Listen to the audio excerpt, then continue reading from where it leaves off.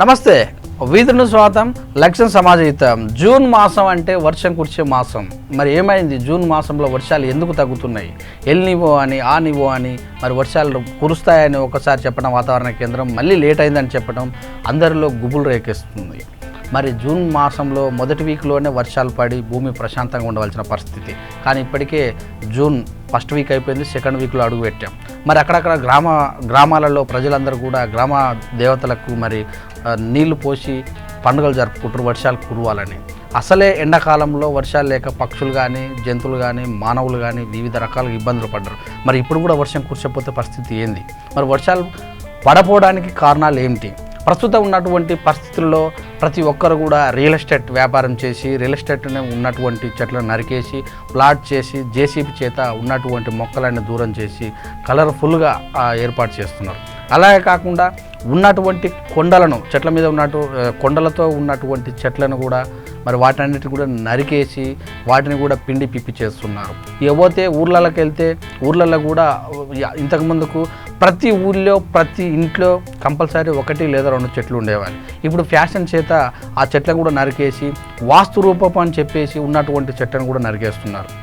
ఇక సిటీ పర్యానికి వస్తే రోడ్డు వెంట ఉన్నటువంటి మొక్కలన్నిటిని కూడా మరి రోడ్డు వైడింగ్ వల్లనో మరి పైప్ లైన్లు అంటే డ్రైనేజ్ వ్యవస్థకనో తాగే వ్యవస్థ వాటర్ పైప్ లైన్లు వేసినటువంటి పైప్ లైన్ల వల్ల కూడా ఉన్న చెట్లన్నీ పీకేయడం కూడా జరిగింది. మరి వాటి ప్లేస్లో పెట్టినటువంటి చెట్లు కొన్ని చోట్ల పెద్దగా అవుతున్నాయి, కొన్ని చోట్ల పట్టించుకున్న నాదుడే లేడు. మరి ఇలాంటి పరిణామంలో మరి జనాభా పెరుగుతున్న వల్ల జనాభా ప్రతిపాదికన మరి చెట్లు లేకపోవటం, ఇక చూసుకుంటే ఇప్పటికే ప్రతి ఇంట్లో కూడా ఒక బైక్ కానీ కారు కానీ ఒక్కొక్క ఇంట్లో 2, 3, 4, 5 వరకు వెహికల్స్ ఉన్నాయి. కానీ ఇంట్లో కుక్కను పెంచుకుంటున్నారు కానీ మొక్కను పెంచుకుంటేందుకు ప్లేస్ లేకపోవడం అనేది విడ్డూరం. మరి ఒక 100 గజాలలో 120 గజాలలో చక్కగా ఇల్లు కట్టుకుంటారు. ఒక పెట్ అంటే పెంపుడు జంతువుకు మరి తీసుకున్నటువంటి కార్లకు ఖచ్చితంగా కూడా ఏదో ప్లేస్ ఉంచుతారు. కానీ ఒక చెట్టుకు ఒక 2 గజాలు ఉంచలేని 2 ఫీట్లు ఉంచలేనటువంటి పరిస్థితి. పచ్చని చెట్టు వల్ల పర్యావరణంలో చల్లదనం ఉంటుంది. పచ్చని చెట్టు వల్ల ఆరోగ్యం రక్షించబడుతుంది. పచ్చని చెట్ల వల్ల వర్షాలు కూడా వస్తుంటాయి. కానీ కాలక్రమేపీ మరి ఒక రూము ఒక గది ఒక చెట్టు ఉన్నటువంటి ప్లేస్ను ఆక్రమిస్తుంది కనుక, ఒక చెట్టు గదిని ఆక్రమిస్తుంది కనుక మరి అదే రూము వేసుకుంటే రెంట్ వస్తుందన్న పరిస్థితుల వల్ల చెట్లకు అసలు పరిస్థితి ఏ రకంగా కూడా పెంచుకునే పరిస్థితి లేదు. కొంతమంది వాల్ పక్కన పెట్టుకుంటే గోడ ఏదైతే ఉందో నెర్రెలు పారి గోడను ఇబ్బంది పెడుతుందని అసలు చెట్లను పెంచుకోకపోవడం వల్ల ఇబ్బంది పడుతుంది. పెద్ద పెద్ద షాపింగ్ మాల్స్, ఫంక్షన్ హాళ్ళు, పెద్ద పెద్ద బిల్డింగ్స్ మరి ఇలాంటివన్నీ కూడా కన్వెన్షన్స్ ఇలాంటివన్నీ విడిగా కడుతున్నారు. కానీ ఒక 10 చెట్లు 12 చెట్లు 20 చెట్లు పెంచడానికి చాలా ఇబ్బంది పడుతున్నారు.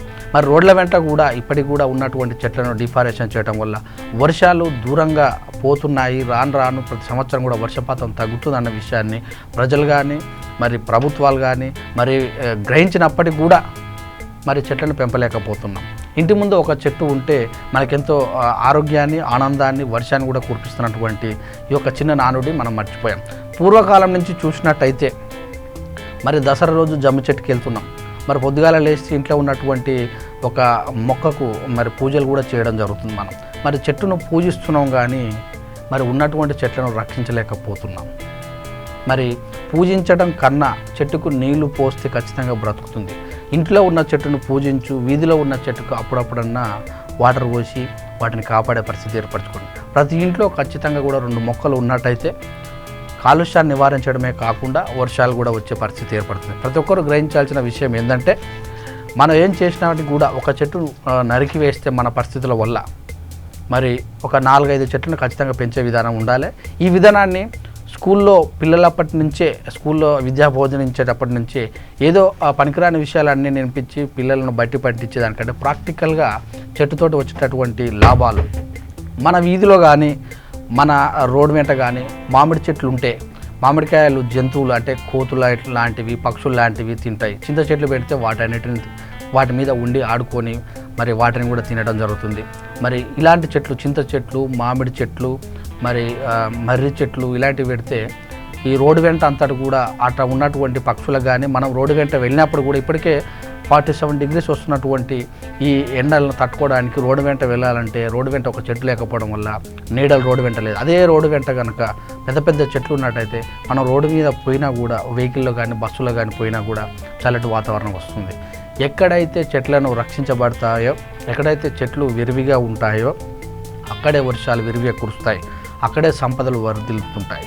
మరి పచ్చని హరితహారాన్ని సంవత్సరం మరి ప్రభుత్వం కూడా ప్రతి సంవత్సరం ప్రతిష్టాత్మకంగా తీసుకొని మొక్కలను నాటడం జరుగుతుంది. అయితే ఇక్కడ ఒక విషయం ఏంటంటే నాటుతున్నటువంటి మొక్కలు రోడ్డు వెంట కానీ వీధుల వెంటలు కానీ అవన్నీ కూడా కరెంట్ లైన్, ఏవైతే మనం వీధిలో ఉన్నటువంటి కరెంట్ లైను పాత్వేల వెంట నాటుతున్నారు.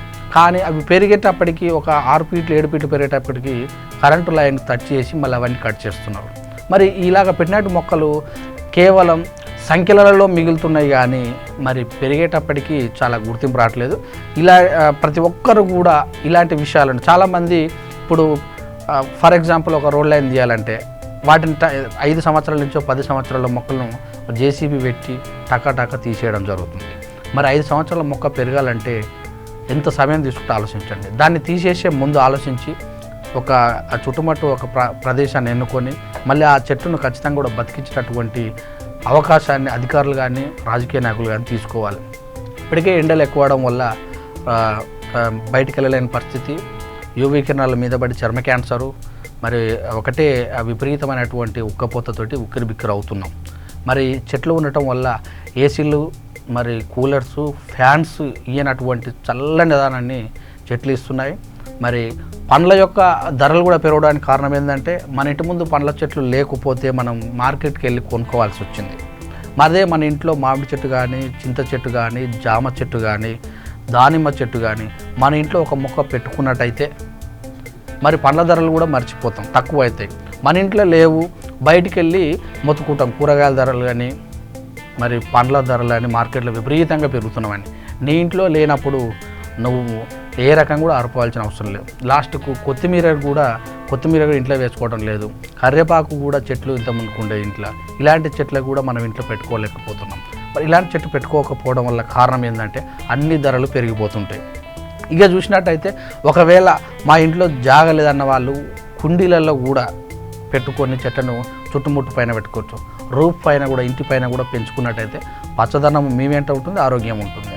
దేవుని కోసం వర్షాలు పడాలంటే దేవునికి పూజలు చేయడం ఎంత ఇంపార్టెంటో అనే ఆచారం ప్రకారం చెట్లను పెంచి వాటిని పెద్దవాటిని చేసినట్టయితే మనతో పాటు మానవునితో పాటు సృష్టిలో ఉన్నటువంటి అన్ని జీవజాతులు కూడా చెట్లపైన ఆధారపడుతుంటాయి. ఖచ్చితంగా కూడా మరి వచ్చేటటువంటి వర్షాకాలంలో ప్రతి ఒక్కరం కూడా బాధ్యతతోటి చెట్టు నాటడమే కాదు మరి ఖచ్చితంగా రక్షిద్దాం.